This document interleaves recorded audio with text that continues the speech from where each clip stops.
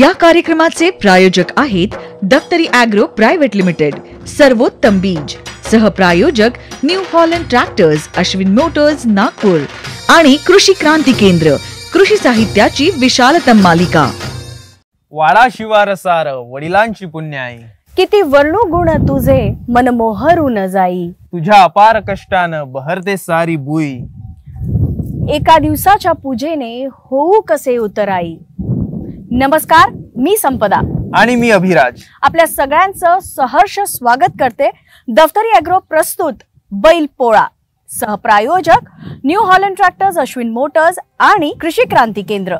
खरंच आहे ना, आपल्या आयुष्यातला प्रत्येक दिवस, प्रत्येक क्षण आपण ज्याची ऋणी असतो तो म्हणजे शेतकऱ्याचा खरा मित्र. आपल्यासाठी वर्षभर राबणारा सर्जा राजा आणि त्याच्या प्रती कृतज्ञता व्यक्त करणारा दिवस म्हणजेच बैलपोळा. खरे बघता बैल त्यांचे संपूर्ण जीवन हे आपल्या करता वाहून देत असतात आणि आपण मात्र वर्षातून फक्त एक दिवस त्यांच्या प्रती कृतज्ञता व्यक्त करण्याचा, त्यांची परतफेड करण्याचा प्रयत्न करत असतो. असे असून सुद्धा बैल मात्र आपले संपूर्ण जीवन आपल्या करता निस्वार्थ भावनेने राबतच असतात.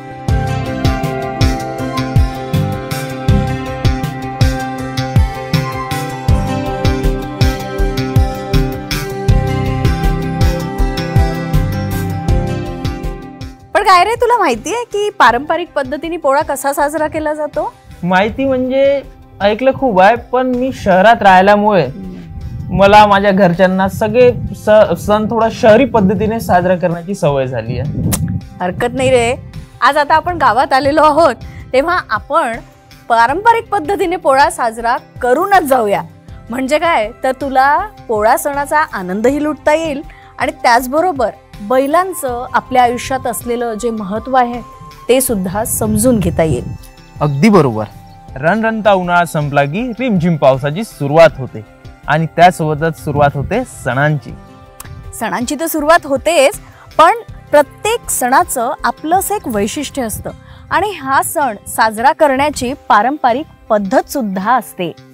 जसं की बैलपोळा. बैलपोळा हा आपण जरी एकच दिवस साजरा करत असलो तरी सुद्धा बैलांकरता मात्र हा सण आदल्या दिवशीपासूनच सुरू होतो. चल बघूया आपण कसा साजरा केला जातो बैलपोळा पारंपरिक पद्धतीने.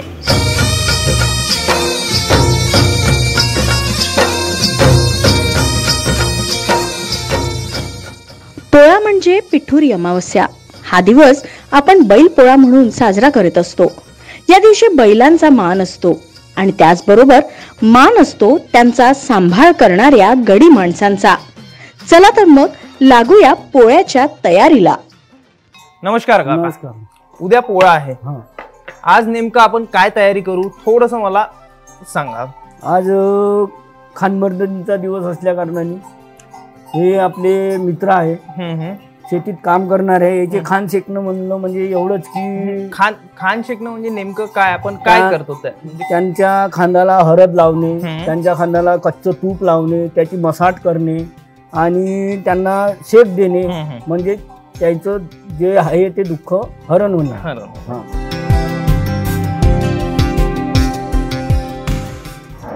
काका तुम्ही हे काय करताय आता, म्हणजे हे पान कसलं आहे? हे त्यांचे खान शेकत आहे. खान शेकत आहे. कसलं पान आहे हे? पळसाचं पान. पळसाचं पान आहे. आणि तुम्ही आधी यांना ते हळद लावून दिली? हळद लावली आणि कच्चं तूप आहे. कच्चं तूप कशा करता? म्हणजे हे त्यांची आता वर्षभर त्यांनी शेतीमध्ये मेहनत केल्याची आहे आणि त्याची वाली जो खांद आहे हे जखमी झाली आहे. अच्छा, म्हणजे औषधीद्वारे किंवा त्याचे शेकून देणं आहे. शेकून देणं आहे. आज आवतन घे उद्या जेवाले ये, आज आवतन घे उद्या जेवाले ये, तू तरी न ढासलं कासऱ्यानं आवरलं राग नको मांजर रे वा.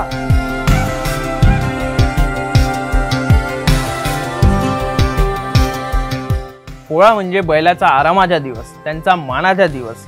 हा सण साजरा करण्याकरिता कास्तकारांकडून बैलांना मानाचे आमंत्रण दिले जाते.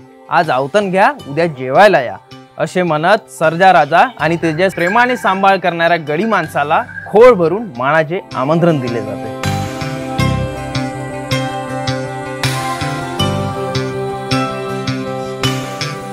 खोर भरो, कोटा भरो, खोर वरो पोटा वरो खोर वरो पोटा वरो खोर वरो पोटा वरो.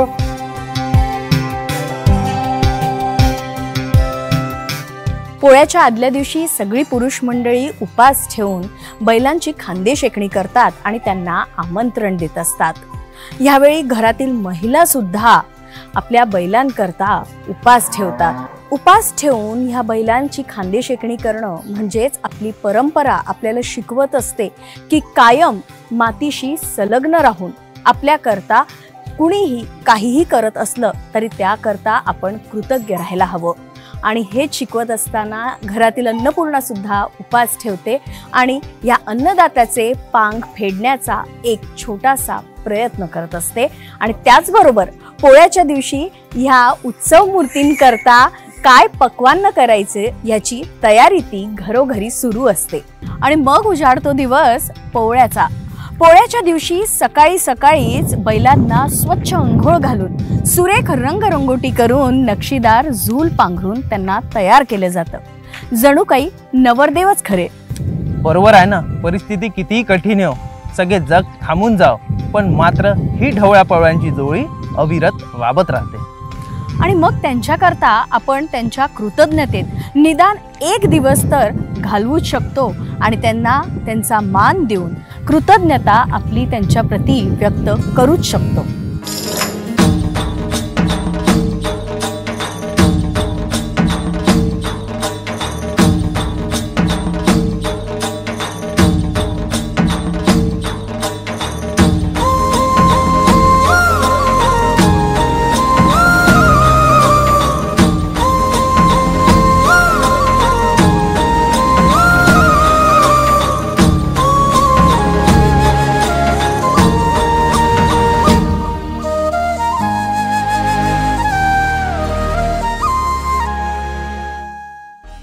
स्वच्छ अंघोळ करून आपले ढवळ्या पवळ्या आज नटण्या मुरडण्याकरता तयार होत आहेत. त्यांच्याकरता एवढा सुरेख असा साज इथे तयारीत आहे की ढवळ्या पवळ्या येतील आणि त्यांना हा साज शृंगार करून आजच्या उत्सव मूर्तींना तयार करणार आहोत. चला तर मग बघूया त्यांच्या हा सगळा डौलदार साज जो इथे ठेवलेला आहे, दागदागिने ज्याला आपण म्हणू शकतो, ते काय आहेत आणि कसं त्यांना तयार केलं जातं हे बघूया आपण. काका, हे तुम्ही सगळं इथे जे सजवून ठेवलंय, मला थोडीशी त्याच्याबद्दल माहिती सांगा का? काय आहे हे? झूल त्याच्या अंगावर टाकायचे. म्हणजे आपण जसे कुठल्याही कार्यक्रमाकरता नवीन नवीन कपडे घालत असतो तसेच आपण म्हणू शकतो की आपल्या बैलांकरता ही झूल, नक्षीदार झूल इथे तयार केली जाते. आणि हे इथे बाशिंग बाशिंग बाशिंग म्हणजे जे त्यांच्या शिंगाला असं बांधलं जातं. खूपच सुरेख ही साखळी दिसते, खूप छान अशी. गळ्याचा गोप, त्यांच्या गळ्याचा गोप. वा, ते घुंगरू दिसतायत मला. हे घुंगरू गळ्याला लावासाठी. अच्छा, म्हणजे जेव्हा ते ऐटीत चालतात तेव्हा या घुंगरांचे आवाज छान सगळ्यांना ऐकू येत असतात. आणि या घुंगरांच्याच मला वाटतं तालावरती त्यांचे चालणं असतं. खूप छान. काही दागिने आपण बघितलेत, पण आणखीन भरपूर इथे असे दागिने दिसत आहेत, त्याच्याबद्दल सुद्धा जाणून घेऊ. काका, हे काय आहे? इतकं सुरेख असं दिसतंय. मुकुट आहे, मुकुट. अच्छा, आपल्या सर्जा राजांकरता एक छान मोत्याचा असा सुरेख मुकुट सुद्धा तयार केला जातो. आता वेळ झाली एका छोट्याशा विश्रांतीची, पण तुम्ही बघत राहा दफ्तरी ॲग्रो प्रस्तुत बैल पोळा. सहप्रायोजक New Holland tractors, Ashwin Motors आणि कृषी क्रांती केंद्र.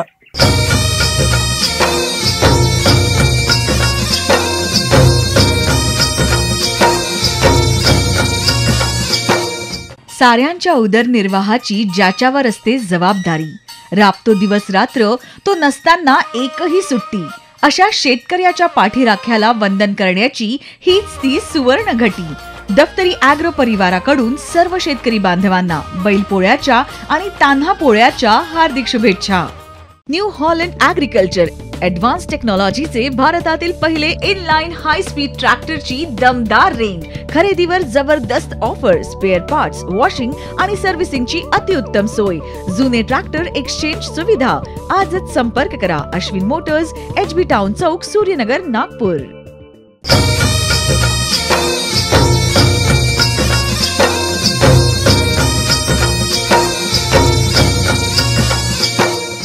विश्रांतीनंतर आपल्या सगळ्यांचे स्वागत. दफ्तरी ॲग्रो प्रस्तुत बैलपोळा, सहप्रायोजक New Holland tractor, Ashwin Motors आणि कृषी क्रांती केंद्र.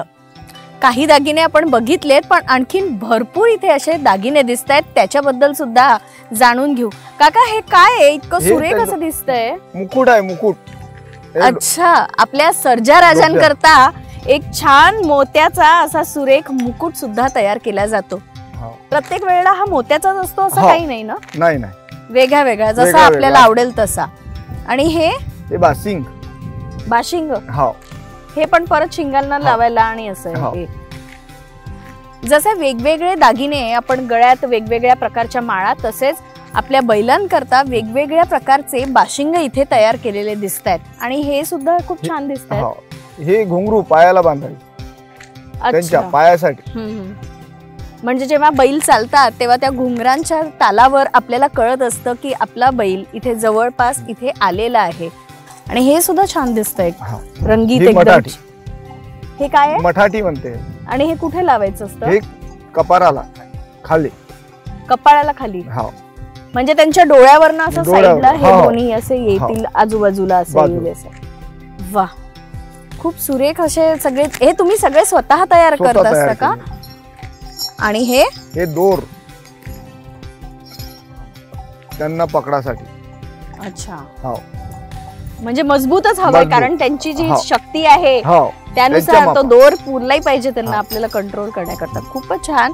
हे सगळे दागिने इतके सुरेख त्यांच्याकरता सगळे तयार केलेले आहेत आपल्या ढवळ्या पवळ्यांकरता. दागिने आपण बघून झालेले आहेत. आता त्यांचा साज कसा करतात, त्यांचा शृंगार कसा करतात ते सुद्धा बघूया. नंदीला सजवा, ढोलकही वाजवा, हर हर महादेवाचा, बोला हर हर महादेवाचा. बळीराजा गातो या गुण रे, सन्याला बैल पोळ्याचा. बळीराजा गातो या गुण रे, सन्याला बैल पोळ्याचा. सगळी पुरुष मंडळी सर्जाराजांना नटवून तयार करत असतात, तेव्हा घरातील महिला सुद्धा त्यांच्या घरी येण्याची उत्सुकतेने वाट बघत असतात. आणि आजचे उत्सव मूर्ती म्हणजे आपल्या ढवळ्या पवळ्यांकरता काहीतरी छान पक्वान्नाची तयारी करत असतात. चला तर मग बघूया काय पक्वान्न तयार होत आहेत आपल्या सर्जाराजांकरता.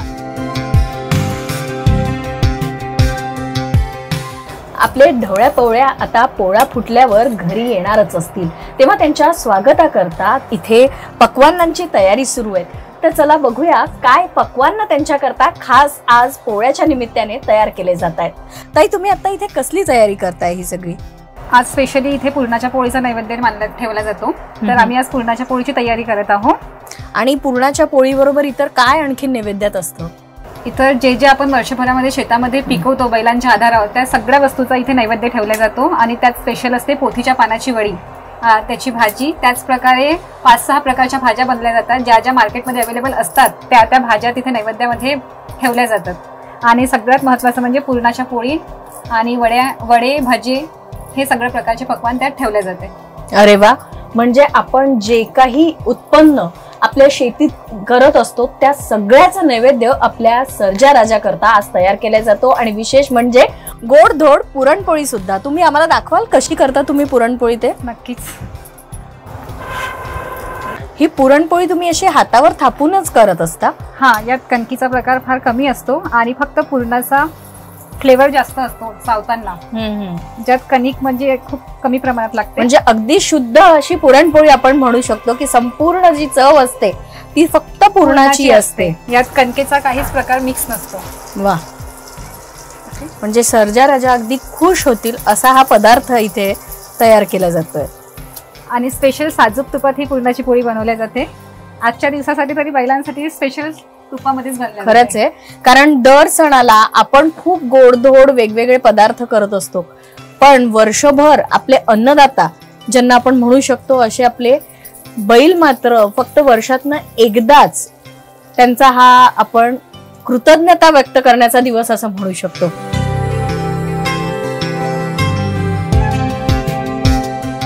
आपल्या ढवळ्या पवळ्यांकरता ही पुरणपोळी साजूक तूप घालून तयार आहे.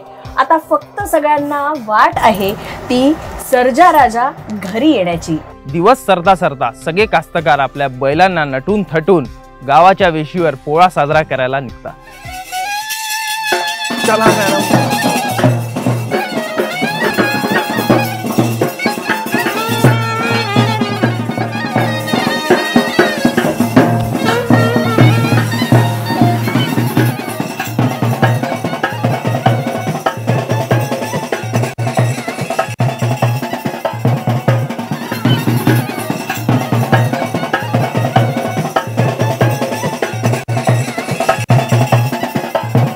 यालाच पोळा भरणे असे सुद्धा म्हणतात, जिथे सगळे गावातील कास्तकार आपल्या आकर्षक सजावट केलेल्या बैलजोड्यांना घेऊन गावातील वेशीवरच्या मारुतीच्या देवळात दर्शनाला येतात. तिथे आंब्याच्या पानांचं तोरण आणि फुलांचं तोरण लावून सजावट केलेली असते. ढोल ताशे आणि वाजंत्रीच्या गजरात वातावरणात संपूर्ण उत्साह भरून जातो. पूर्वी तर या बैलजोड्यांची सजावटीची स्पर्धा सुद्धा व्हायची, जिथे सगळ्यात आकर्षक सजावट केलेल्या बैलजोडीला मोठालं बक्षीस दिल्या जाई. पण जसजसा काळ बदलतो तसतसा सण साजरा करण्याच्या पद्धतीत सुद्धा बदल घडून येतो. म्हणूनच आजकाल फक्त बैलजोड्यांना आकर्षक सजावट करून एकत्र येऊन पोळा साजरा करण्याचं समाधान मिळवणंच महत्त्वाचं झालेलं आहे.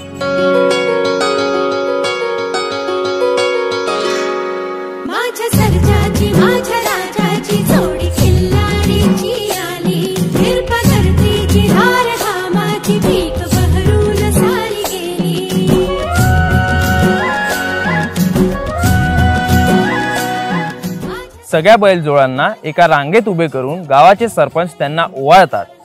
त्यानंतर आंब्याच्या पानांचे तोरण तोडून पोळा फुटल्याचे जाहीर करतात.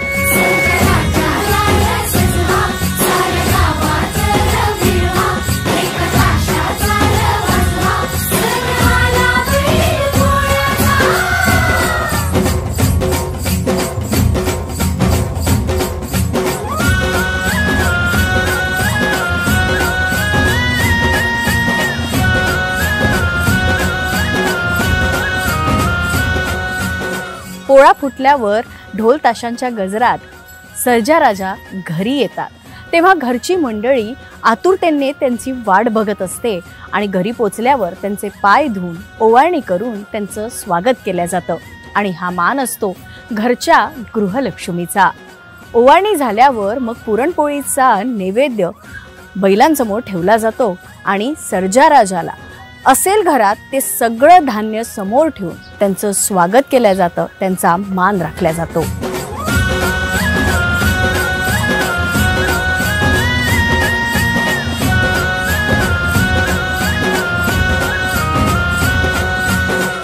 काकू, आता आपण सगळा नैवेद्य करणार आहोत. आपले सर्जा राजा पोळा फुटून घरी आलेले आहेत, त्यांचं स्वागतही झालं आहे.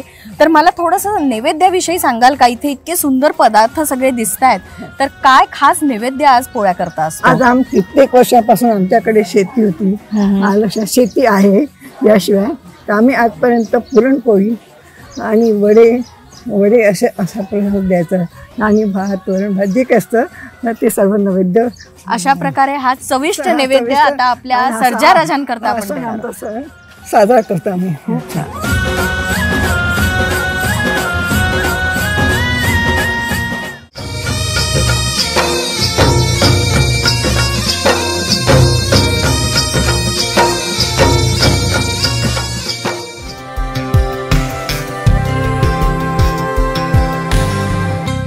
काळ्यानं रूप बैलाची जागा ट्रॅक्टरने घेतली म्हटल्यावर काही कास्तकार पोळ्याच्या दिवशी ट्रॅक्टरची पूजा पण करतात. असं असलं तरी एक मात्र खरं की जी समाधान आपल्याला बैल जोडी बरोबर पोळा साजरा करून मिळते ते इतर कुठल्याही गोष्टीने मात्र मिळत नाही.